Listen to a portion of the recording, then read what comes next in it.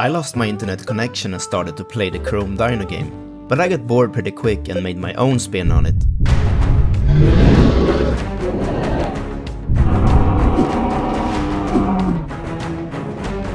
But let's take it from the beginning.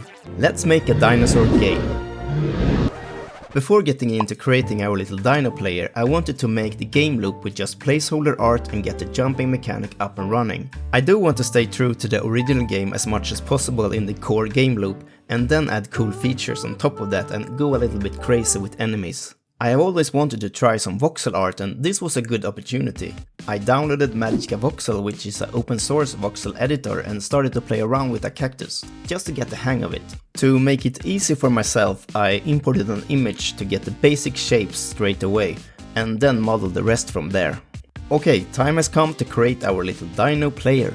When I was looking around for reference pictures, I stumbled upon this Github page with a perfect dino model including the full run cycle containing 7 models. This was way too tempting to not use, so I decided to give myself this flying start of the project. Big shout out and thanks to Prylar for sharing. In Unity I created a main player object and added the player models as child objects. By doing this it was quite easy to set up the animation by enable the right player model for each frame and disable the rest of them. And this is how our Dino Player looks in game. Pretty cute if you ask me. I love the small bounces it makes in every frame. Very cool. Okay, we got the basic gameplay, cactuses and our Dino Player. It's time to make our own spin of the game. Let's make a first boss. I had a couple of ideas from start and I knew I wanted to have one enemy that attacks with some kind of tail sweep. Something like the one Bowser does when he spins his tail against Mario. So I googled around for a bit and found this guy, the Kilosaurus. I think he looks like a good first enemy. Let's modify him to fit our needs. I adjusted the image in GIMP, made the shapes a bit simpler, shortened his body and made the tail a lot longer to be able to reach when making his attack. I then imported the image to Magica Voxel, expanded his body in Z direction and added sharp spikes to his back and some spikes to the sides to make him look a little bit more dangerous. I also made a second model of him to be able to make a running cycle and then imported the models into Unity. And this is how he looks after I animated him. I then made an enemy script to be able to start chasing our player, and when he reaches the player attack point is where he's going to perform his deadly tail sweep. This was done by lerping both the speed acceleration and the actual speed increase with this code. The target point for our enemy is made by having a target point as a child object in the player game object. Okay, now to the fun part. Let's build the actual tail sweep attack. This was made by simply animating the model to spin around a centered pivot point, and then I added a collider to the tail top for him to be able to hit our little dino. I made 2 variants of the attack, one a little bit harder where you have to jump twice to dodge the attack. This also gives us possibility to increase the animation speed if we want the attack to be even harder as the game progresses. Okay, the attack looks great, but there isn't much happening when you die. There's no feeling of impact or anything. Let's change that and see if we can make it feel more juicy. To make the game feel more alive, I started off by making 2 hit animations for our little dino, depending on from which direction the tail sweep is hitting him. I then added some particle effects for the hit and placed them as a child object onto the player.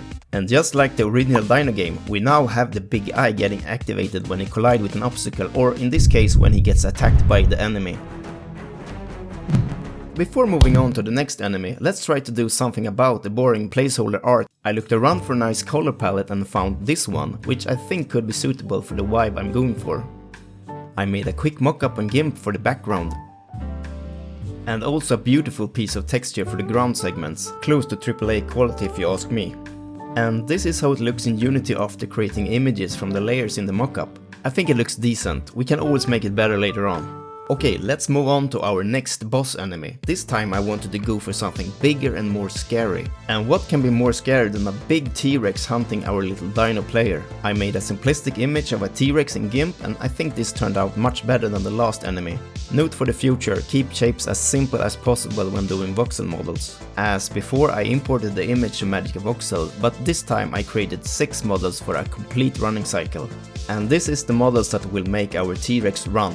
I slapped on the animation controller and just like with our player enemy 1, I enabled 1 model per frame and adjusted the time frame until it looked somewhat decent. As you probably have noticed, he ain't got no eyes or teeth. Let's make that as well.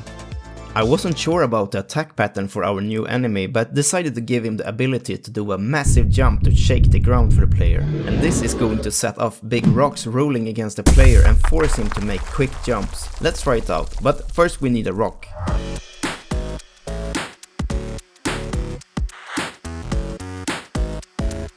I made a simple script for the rocks to make them moving, and then placed the rocks outside the camera boundaries. And then enabling the stones with a proper speed at the same time as the T-Rex hits the ground after the jump. For now I made 2 variants of this. The second one is really hard, and I had to play it several times before making it. This concept should be easy to expand upon and make it harder by adding more rocks with less distance between them. And also have rocks coming at you in both directions as the game progresses and the enemy approaches you a second and a third time. Speaking of game progression, things we have to add to the game next is speed increase the longer you run, more enemies. I have a few ideas here, but let me know in the comments if you have any cool ones that you want me to add to the game. We also need a nice looking UI and a game name. If you want to try out the game for yourself, keep an eye out for the next devlog. I will publish the game on itch.io by the time the next devlog is released. Thank you for watching.